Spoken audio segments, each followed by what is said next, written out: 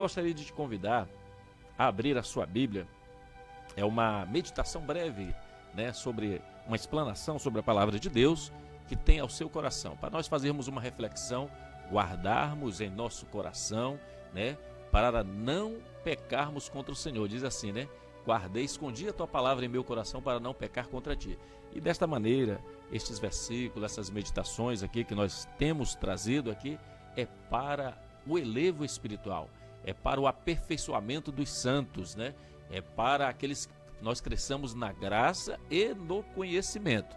Então, o objetivo do ensino da palavra de Deus é para que nós possamos parar, fazermos uma reflexão sobre a nossa caminhada, a nossa jornada, vermos aquilo que nós precisamos melhorar, aquilo que nós temos que ainda buscar em Deus transformação e aplicarmos em nossas vidas. Porque a Bíblia diz que a boa obra que Cristo começou na minha vida, Ele ainda não terminou. Ou seja, Ele está fazendo uma obra, é uma construção dia após dia, é de fé em fé, de glória em glória. É um novo nascimento.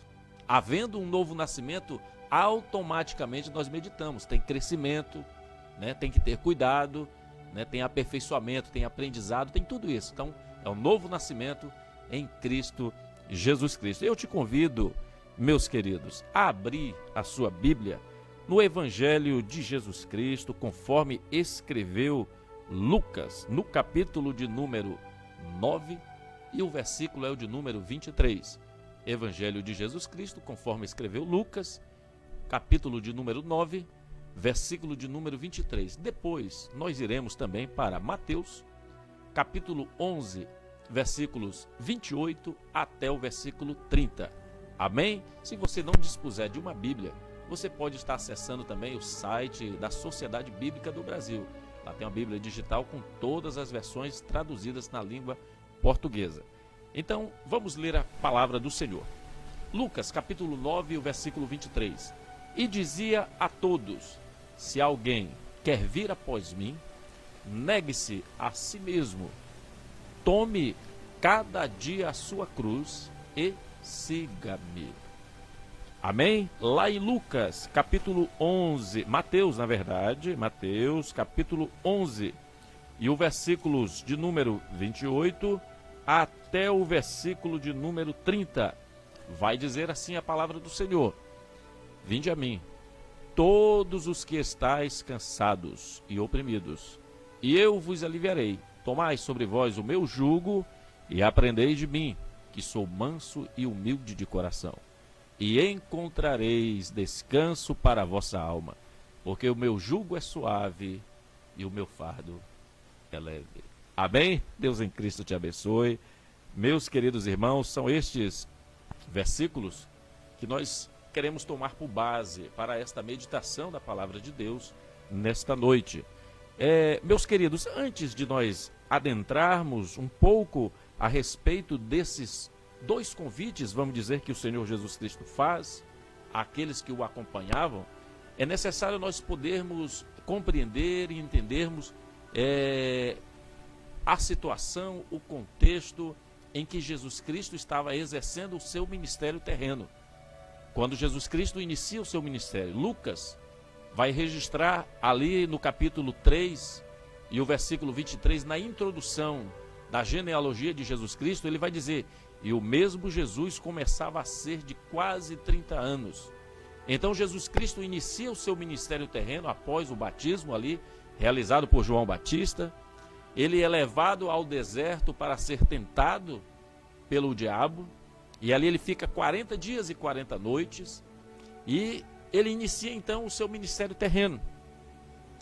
A Bíblia vai dizer que Jesus, ao iniciar o seu ministério, registra-se em Lucas também, no capítulo de número 4, e o versículo de número 18, Jesus vai dizer: o Espírito do Senhor é sobre mim, pois que me ungiu para evangelizar os pobres, e enviou-me a curar os quebrantados do coração, a apregoar liberdade aos cativos, a dar vista aos cegos, a pôr em liberdade os oprimidos e a anunciar o ano aceitável do Senhor. Então o ministério de Jesus Cristo vai iniciar, podemos dizer assim, levantando essas bandeiras proféticas que foram anunciadas pelo profeta Isaías, que foi anunciada pelo profeta Jeremias, que foi anunciada desde a fundação do mundo ali, quando Adão e Eva pecaram, quando Deus dá ali a sentença a cada um dos integrantes que participaram daquela cena no Jardim do Éden. Então, começa então a cumprir em Cristo Jesus essas palavras. E a Bíblia diz que Jesus, iniciando o seu ministério, ele começa então a trazer uma palavra de esperança, uma palavra de salvação, uma palavra de conforto. Jesus começa então ali a operar milagres. Jesus começa a dar vista aos cegos, começa a ressuscitar mortos, começa a expulsar demônios, começa a limpar os leprosos, começa a estancar ali os fluxos de sangue daquela mulher. Então, muitos milagres são anunciados, são realizados por Jesus Cristo. E a Bíblia diz que, em virtude desses milagres, o nome de Jesus Cristo, ele começa então a ser propagado por toda a região. O nome de Jesus Cristo, por todas aquelas terras ali, era anunciado. O evangelho era anunciado e muitas pessoas queriam ir até Jesus, queriam estar próximo a Jesus Cristo. Mateus vai registrar no capítulo de número 9 e o versículo de número 36, que Jesus Cristo, vendo a multidão, uma multidão estava seguindo. Aí Jesus olha para aquela multidão e ele teve grande compaixão deles, porque eles andavam desgarrados e errantes, como ovelhas que não têm pastor. Jesus, olhando para aquela multidão que estava indo atrás dele, ouviram aquilo que Jesus Cristo estava fazendo, levando palavra de conforto, refrigério para a alma. E então a grande multidão o seguia. Jesus vai dizer lá no capítulo 6 do Evangelho de João, versículo 2, que a grande multidão o seguia, porque via os sinais que operavam sobre os enfermos. Ainda no mesmo capítulo 6 e o versículo de número 26, a multidão começa então ali, foram alimentados, porque Jesus Cristo faz o milagre ali da multiplicação dos pães. Então tinha uma grande multidão, de repente Jesus vai para o outro lado do lago, e o povo ali fica atordoado, não ver Jesus, e começa então a ir atrás de Jesus Cristo novamente. E aí lá no versículo 26 do mesmo capítulo, Jesus vai responder à multidão, e disse-lhe: na verdade vos digo, que me buscais não pelos sinais que vistes, mas porque comestes do pão e vos saciastes. Jesus então agora começa a doutrinar, começa então agora a ensinar aos que o seguiam. Ele começa então agora a fazer a diferença entre um convite e outro. Porque o convite que Jesus Cristo fez ali no livro de Mateus, registrado em Mateus, e no versículo 11, é um convite que nós podemos denominar, irmão Gesiel, como um convite incondicional. Então a natureza que Jesus Cristo faz ali, no capítulo 11, ele chama a todos a ir até eles, até Jesus Cristo. E ali ele não faz diferença. Jesus não faz diferença, não faz uma filtragem ali.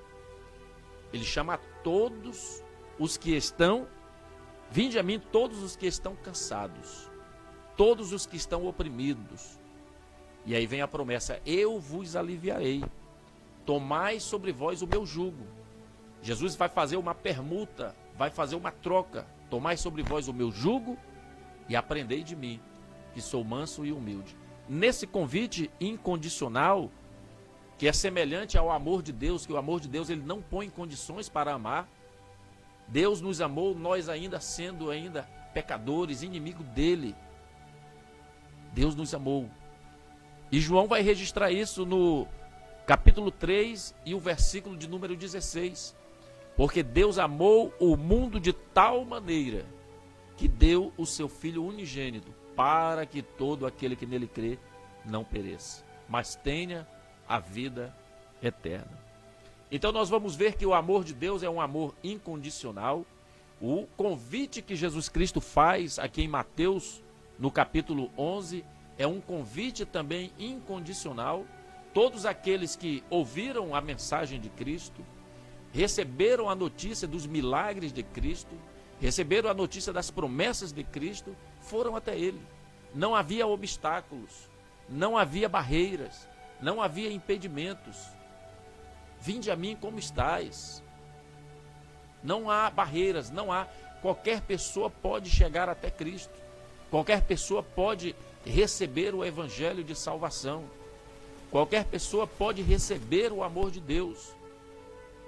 Mas aí o Senhor Jesus Cristo, a partir do capítulo 6 do Evangelho de João, ele começa então a disciplinar, começa então a ensinar agora o povo, começa então a ensinar os discípulos.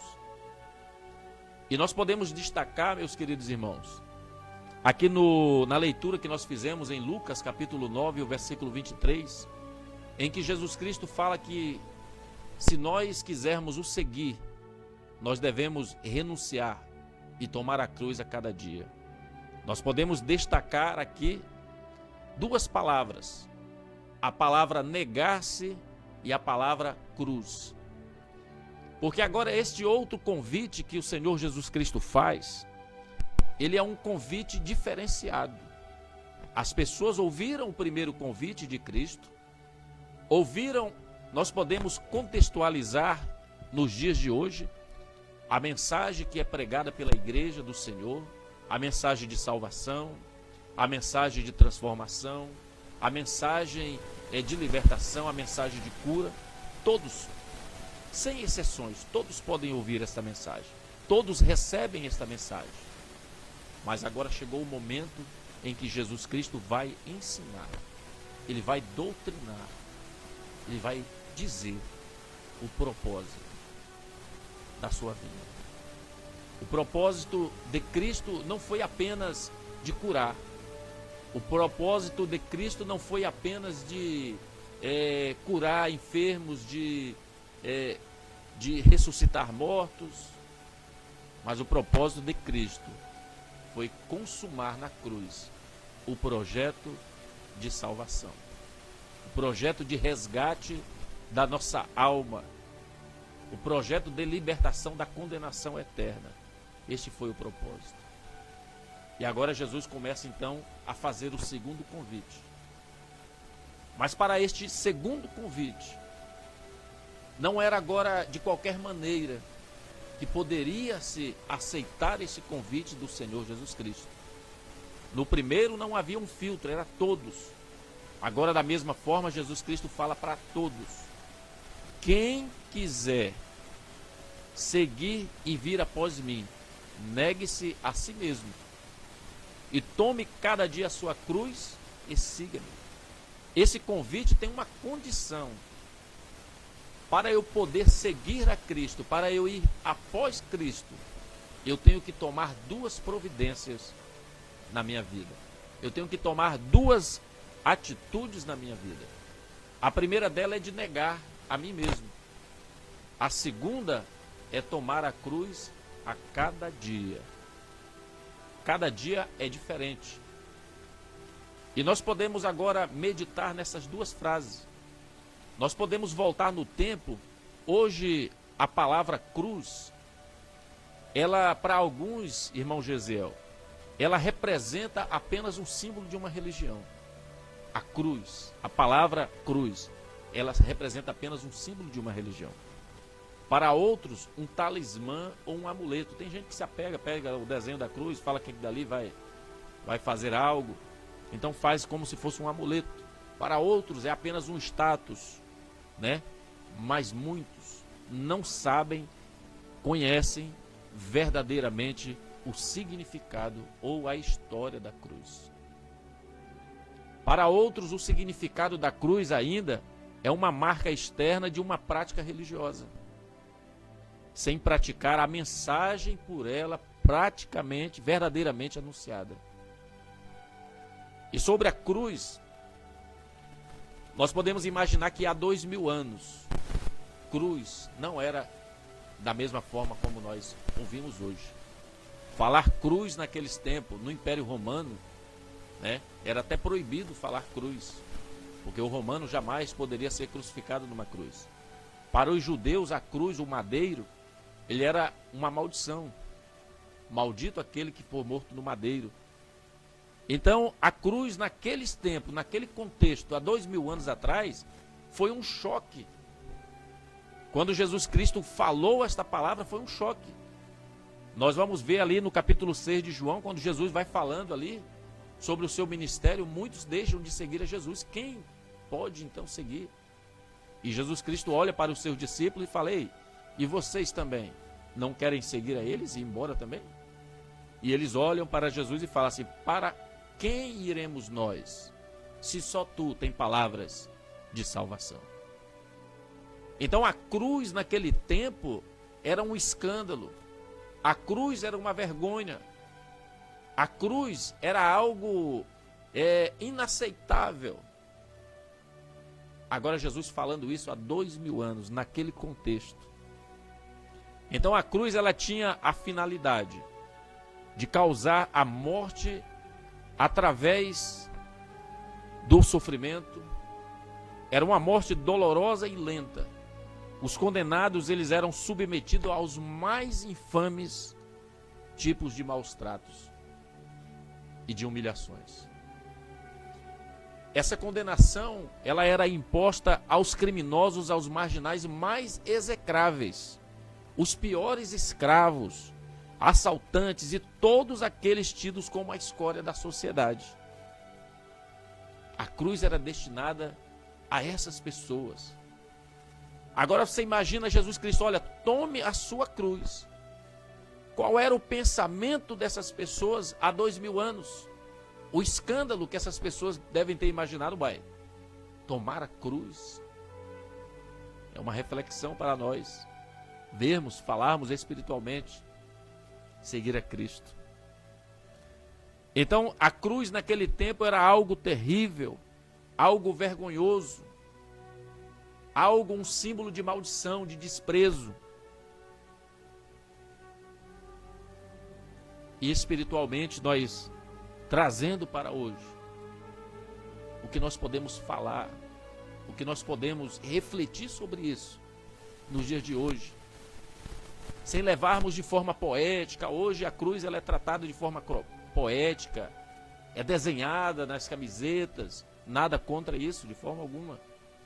Mas será que as pessoas que estão colocando aquela cruz, tatuando às vezes, será que pararam para refletir o que significava, o que significou, o que foi que ela causou?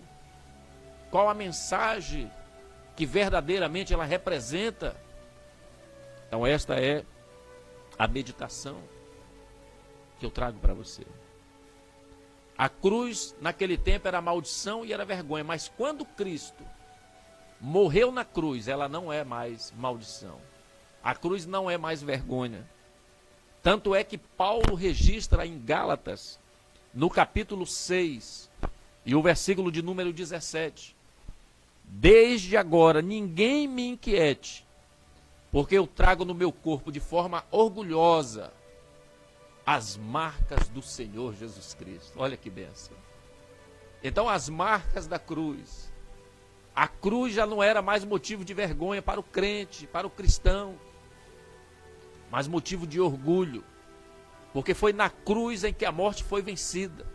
Foi na cruz em que a minha salvação foi garantida. Foi na cruz em que a obra salvífica de Deus, ela foi consumada. Então a cruz hoje é bênção para a minha vida. A cruz hoje ela é orgulho para mim. É orgulho para a igreja. É orgulho para você. Lá em Atos dos Apóstolos, no capítulo de número 5 e o versículo de número 41, Pedro, ele estava ali após ser açoitado, e eles foram liberados, né? E registra em Atos que retiraram-se, pois, da presença do conselho. E a palavra que vem aqui, regozijando-se de terem sido julgados dignos de padecer afronta pelo nome de Jesus. A cruz agora já era motivo de alegria. O nome de Cristo é motivo de orgulho, de satisfação, sofrer pela causa do Evangelho. É isso que nós temos que meditar. Então, carregar a cruz todo dia é carregar o desprezo da sociedade, é carregar o desprezo do mundo sem Cristo, é ter a renúncia, é ser injuriado, gemendo e chorando, sofrendo pelo amor de Cristo. Mas a Bíblia fala que aqueles que a noite pode durar uma noite, o choro pode durar uma noite, mas a alegria ela vem ao amanhecer. Aqueles que carregam os seus molhos chorando, ele colherá com alegria. Glória a Deus. Então, tomar a cruz, meus queridos, o tempo nosso já está quase acabando, mas vai dar tempo de prosseguirmos. Tomar a cruz é enfrentar o sofrimento, é enfrentar a provação, é enfrentar a punição, expor-se à reprovação, à vergonha e à morte. O condenado à cruz, ele era humilhado de tal maneira, ele era colocado num madeiro, num local bem movimentado, numa estrada, como se fosse numa linha dessa bem movimentada, e na entrada da linha colocasse ali o crucificado, e ele era colocado nu, sem roupa nenhuma. E Jesus Cristo se submeteu a isso, se humilhou, a cruz de Cristo. E Jesus Cristo convida aqueles, olha, tem que tomar a sua cruz, todo dia. Tem que tomar a sua cruz, é sofrer, é negar-se, é humilhar-se, mas sem pecar. A Bíblia diz ainda que não se ouviu a voz de Cristo na praça. Ou seja, Jesus não se revoltou, ele ia em silêncio. E as palavras de Cristo, a primeira palavra de Cristo, Pai, perdoa-lhes, na cruz, perdoa-lhes, porque não sabem o que fazem. E a outra frase, para nós ainda continuarmos meditando, uma breve meditação, nós poderíamos discorrer ainda sobre muito o que este versículo quer nos dizer, mas nós nos atentamos apenas à cruz e à palavra negar-se. E agora a palavra negar-se, fala Jesus, tem que negar-se a si mesmo. E o que significa negar-se? Negar-se significa desconsiderar todos os interesses e prazeres pessoais. É lutar contra mim mesmo. É resistir contra a mim mesmo, contra os meus desejos carnais. É negar-se. Então, quantas vezes nós temos dificuldades em negar-se, em nos esvaziar, de nos aniquilar, de momentos prazerosos, de momentos em que temos uma ofensa contra nós e nós temos o direito de responder a essa ofensa, mas nós negamos a esse direito. Não é fácil, mas nós temos que exercitar, negar-se. Quantas vezes nós passamos por lutas e provações provocados por terceiros e nós lembramos desta passagem bíblica e nós negamos o direito à ira, o direito a manifestar-se de forma contrária. E Jesus Cristo fala que nós temos que negar a nós mesmos. A multidão então ali seguia a Jesus Cristo pelos milagres, pelas palavras de conforto, como nós falamos, mas Jesus o exortou a fazer uma análise, uma reflexão, dando a eles uma opção de seguir ou não. Porém, caso decidissem seguir a ele, deveriam renunciar, tomar a cruz, e só assim então poderiam seguir a Jesus. Irmão Gesiel e os demais ouvintes e irmãos que nos acompanham. Jesus Cristo, ele é o maior exemplo de renúncia do universo. O maior exemplo de renúncia é o próprio Jesus Cristo.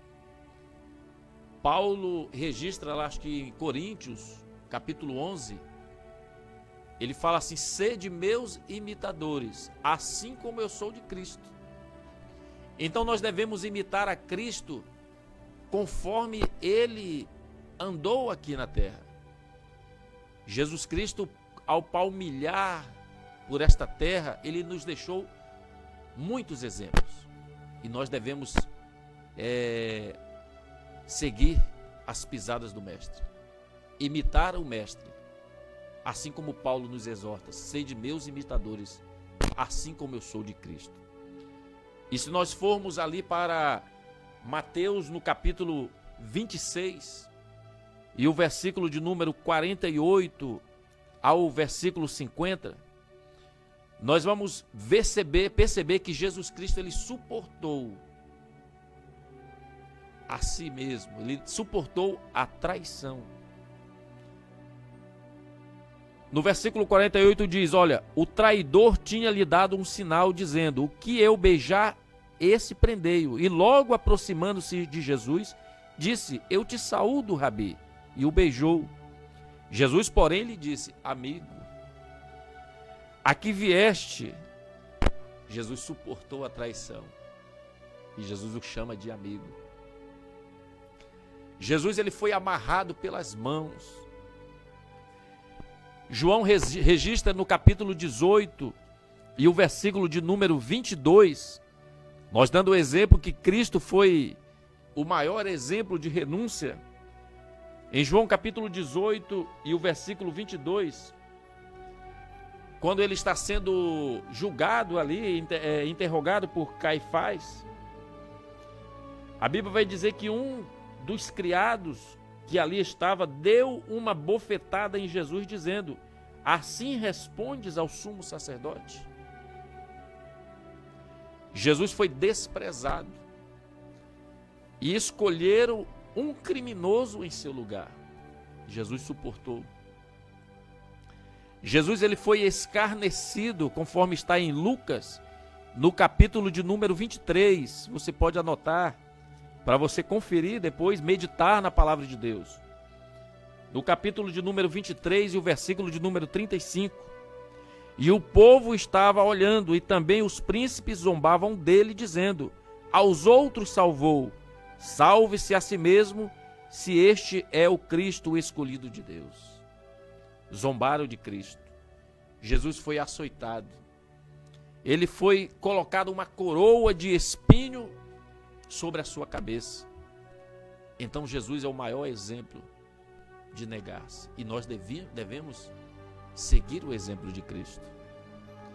Em Filipenses capítulo 2, o versículo 7 e o versículo 8, vai dizer: mas aniquilou-se a si mesmo, ou seja, negou-se a si mesmo, tomando a forma de servo, fazendo-se semelhante aos homens, e achado na forma de homem. Não acabou aí a humilhação. Ele, sendo Deus, o Criador dos céus e da terra, do universo, tudo que foi feito através dele, por ele e para ele. Aí ele se transforma, ele vem como homem. Ele humilhou-se a si mesmo, sendo obediente até a morte. E a Bíblia vai dizer que não foi qualquer morte. A morte, exatamente, negou-se a si mesmo. E a morte dele não foi qualquer morte. Foi uma morte de cruz, a morte cruel, morte humilhante, morte destinada aos mais desprezíveis da sociedade. Um outro exemplo de humildade de Cristo, de negar-se a si mesmo, foi quando Jesus, naquela passagem de João capítulo 13, quando ele vai lavar aos pés dos discípulos. Ele então lava os pés dos discípulos, o Criador de todas as coisas, o Senhor e Mestre, o Mestre e Senhor. Ele lava os pés dos discípulos e vai dizer: olha, eu sendo Mestre e Senhor vos lavei os pés. Tipo dizendo: vocês também devem seguir o meu exemplo. Vocês devem, e o apóstolo Tiago vai dizer, eu acho que é o apóstolo Tiago, se eu não estou me enganado, que o apóstolo Tiago fala que nós temos que ter o próximo. Cada um tem que ter o seu próximo, o seu irmão, como superior a nós mesmos. Eu tenho que ter você como superior, como alguém importante na minha vida. Negar-se, negar o orgulho, negar os meus interesses em favor do meu próximo, em favor do amor ao próximo. E Jesus, ele ensinou tudo isso. Jesus, ele mostrou tudo isso, praticou tudo isso, para que eu e você pudéssemos fazer isso. E a igreja, ao praticar isso, os cristãos a praticar isso, eles são ultrajados, eles são perseguidos. E a gente não compreende, irmão Gesiel. A gente não consegue compreender porque a igreja ensina aquilo que ajuda o mundo, mas o mundo persegue. A igreja ensina o amor, mas o mundo persegue. A igreja ensina o perdão, mas o mundo persegue. E o apóstolo Paulo enfatiza, eu gosto sempre de mencionar, Efésios 6:10, que não lutamos contra carne e sangue, mas contra os principados, contra os príncipes, contra as potestades e as hostes celestiais da maldade, que opera, o príncipe das trevas, opera neste mundo, cegando o entendimento, para que não consigam ver a verdade. Então, esta reflexão para nós, esta noite. E para concluirmos, meus queridos, lá em Mateus capítulo 10 e o versículo 38, Jesus Cristo falando e Mateus registrando: quem não toma a sua cruz e não segue após mim, não é digno de mim. Quem não toma a sua cruz, é uma sequência. Para seguir a Cristo, há uma sequência. Tenho que negar-se, tomar a cruz, aí sim eu estou apto a seguir a Cristo. Em Lucas, registra também, 14:27, que qualquer que não levar a sua cruz e não vier após mim, não pode ser o meu discípulo. Olha só a importância de negar-se e levar a sua cruz a todo dia, porque só assim eu estou habilitado a seguir a Cristo e a ser o seu discípulo. E para encerrarmos agora, João capítulo 19 e o versículo 17. Agora Jesus Cristo, levando ele às costas, nas suas costas, a sua cruz, saiu para o lugar chamado Calvário, que em hebraico se chama Gólgota, onde o crucificaram, e com ele os outros dois, um de cada lado, e Jesus no meio. É o exemplo que Jesus Cristo deixa para nós. Meus queridos irmãos, que esta palavra, uma breve meditação da palavra do Senhor, ela possa estar guardada no teu coração. Que você tenha anotado estas passagens bíblicas que eu mencionei, para você ler, reler e entender que o Evangelho de Jesus Cristo, Deus, ele tem muitas bênçãos para nós, mas nós não podemos fazer ou entender o Evangelho de Jesus Cristo como apenas o Evangelho da prosperidade, como apenas o Evangelho da cura. Não. Jesus Cristo, ele abre as portas, Jesus Cristo, ele cura, ele salva, ele batiza do Espírito Santo e vai voltar para buscar a sua igreja. Mas o Evangelho de Jesus Cristo, ele é renúncia. O Evangelho de Jesus Cristo é tomar a cruz a cada dia, é negar-se a si mesmo, cada dia. Negar-se a si mesmo. É orar pelo seu inimigo, é amar o seu inimigo. Este é o Evangelho da salvação. Que esta palavra fique guardada em seu coração. E antes de encerrarmos, eu quero fazer uma oração ainda a Deus, agradecer pela vida de cada um de vocês, pela vida de cada ouvinte da Rádio Getsemane, pela vida de cada um que nos acompanham pelas redes sociais. Que Deus em Cristo vos abençoe.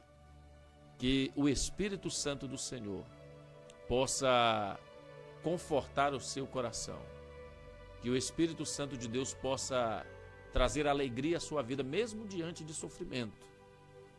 O crente, ele sente alegria, mesmo diante de sofrimento, porque ele tem convicção, ele sabe dos planos espirituais de Deus para a sua vida. As promessas de Deus estão para nós, mas devemos entender que seguir a Cristo é renunciar aos desejos da carne e tomar a cruz, sofrer a cada dia. Amém? Que Deus em Cristo te abençoe. Vamos orar. Curva a sua cabeça aonde você estiver. Se você quiser dobrar os joelhos, se você quiser aceitar a Jesus Cristo também, que ouviu esta mensagem e sente o desejo de não apenas ir até Cristo, sente o desejo de não apenas receber o primeiro convite de Cristo, mas de estar disposto a ouvir e seguir o segundo convite de Cristo, que é negar-se e tomar a cruz. Você pode estar aí onde estiver, aceitando a Jesus Cristo. Depois entre em contato conosco, que nós estaremos fazendo uma visita para você. Querido Deus, querido Pai que está nos céus, no nome de Jesus Cristo, mais uma vez queremos te agradecer por esta rica oportunidade que o Senhor nos concedeu de estarmos aqui através das ondas sonoras da Rádio Getsemane. A todos os ouvintes que nos acompanham no seu lar, através do rádio, através da internet, Senhor, a tua palavra, Senhor, foi ensinada, foi pregada nesta noite.